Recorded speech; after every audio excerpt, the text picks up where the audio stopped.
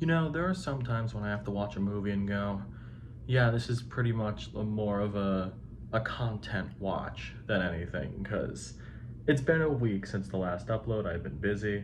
I watched things in between them for sure, but then just have to do a video on something. So recently, I watched the Expendables 4. Expendables 4, or technically Expend4BLES, if we're taking the Fant 4 stick route. This is the latest entry in the Expendables franchise, which I guess is a franchise now.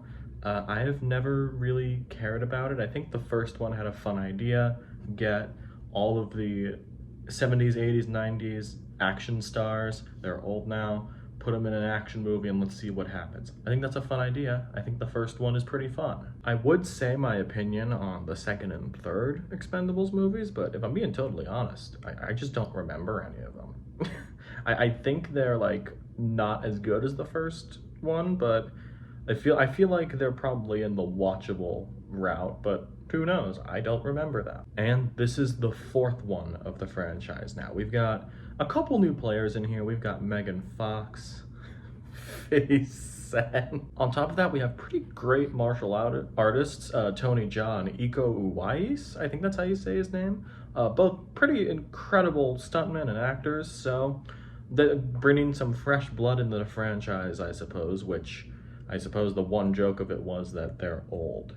And of course we have a lot of the mainstays coming back. Mainly the two main ones are Jason Statham and Sylvester Stallone himself, the architect of this series. And pretty much every other Expendable is reduced down to like a couple minutes of screen time and not being funny. I do have to say right now, I like a bad movie. I like a good, like a fun bad movie, and this kind of falls in that category. I don't know. I guess it does fall in that category because it's funny how the fuck this movie happened. I saw this comment floating around, and honestly, it's what drove me to watch the movie. And the sentiment was, it's as if Tommy Wiseau, the director of The Room, had attempted to make an action movie. And it's at that bar, and I can happily say that I think it fits that criteria. From a technical standpoint, this is pretty bad. The big thing for me was that I put down here, of course, there are some pretty bad effects in general, but that's kind of expected for a movie like this with a relatively small budget, to my knowledge. But it always felt like they were on a soundstage with a green screen for every scene, not just like the big action scenes where like 50 Cent is on a car and he's like shooting off of a turret. There's that one awful shot in the trailer. But even with simply like they're in a neighborhood, like Jason Statham and Sylvester Stallone are in a neighborhood, they look green screened in that. So was this shot on a sound stage? Like the whole thing? Is this like an amazing bulk sort of situation where they just kind of shot whatever? I would talk about the acting, but like, are we really coming to these movies for acting? I guess Jason Statham's pretty okay. I like the guy. But I wouldn't really say we're going to the acting for this. But if you are, first of all, why? And second of all, it's not even that good. And another thing to add to the acting thing, I do like Megan Fox. I think she is in some pretty good movies and also some pretty bad movies. You probably know the good ones and bad ones, if I'm being totally honest.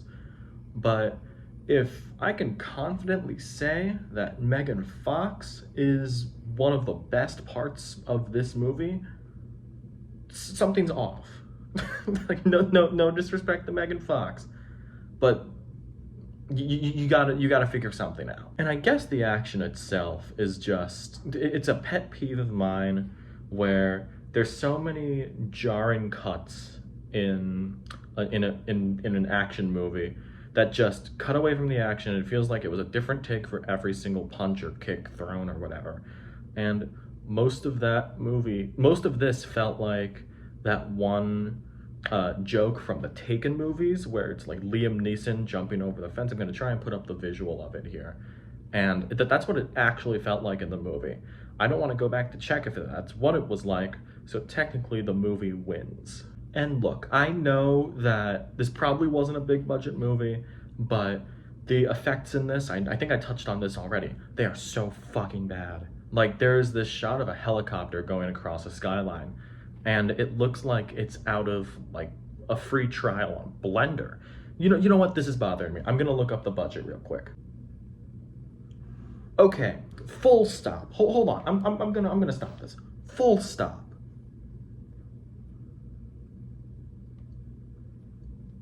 $100 million. There is no shot this had an $100 million budget. There is no way. And I have to say this now. I'm pretty sure I have to say it. This is one of the most amateur movies I have ever seen. At least compared to budget now, because it's a $100 million budget. Like, this is rivaling M. Night Shyamalan's Avatar movie bad. Like this is awful now. I had a different rating in my notes for this. Oh man, this is a 0 now. Wow, this is just a genuine 0. Oh no. Oh no, what the fuck happened? This can't be just money laundering. This can't be. This has to be something else. It can't. I refuse to believe it. Oh no. Well, did you watch the Expendables 4? Expendables 4? Expend4BLES?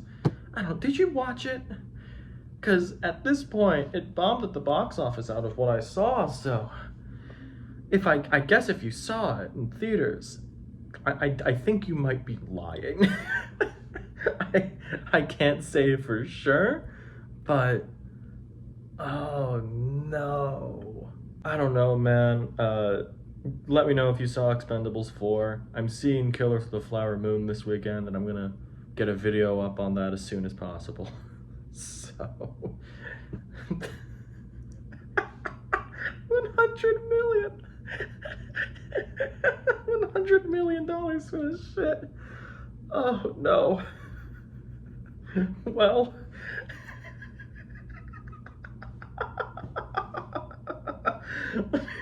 this was not planned.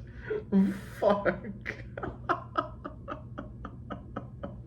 Well, like the video, comment something, I guess.